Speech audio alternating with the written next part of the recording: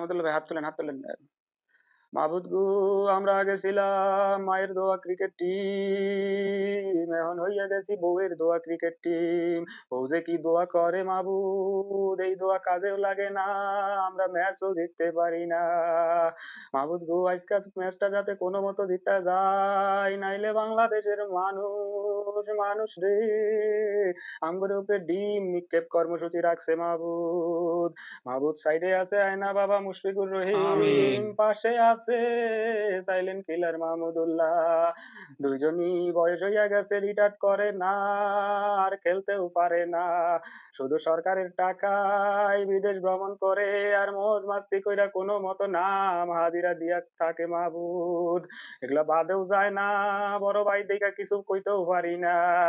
মাহবুদ গো, যদি আজকে ম্যাচটা জিতে যায়, তাইলে কাজা বাবার দরবারে একটা গরু দিব মাহবুদ। আঙ্গুরে কোনো মতো আমিন। ম্যাচটা জিতাইয়া দিও।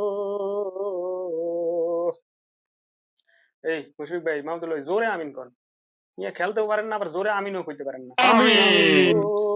আমগরে পিছনের সব ভুল ত্রুটি শুধরাইয়া আমগরে আজকে ম্যাচটা জিতাইয়া দিও মাহবুদ। নিজে খেললে তো পারবো না, আপনার কুদরতি দোয়া ছাড়া কাম হইতো না।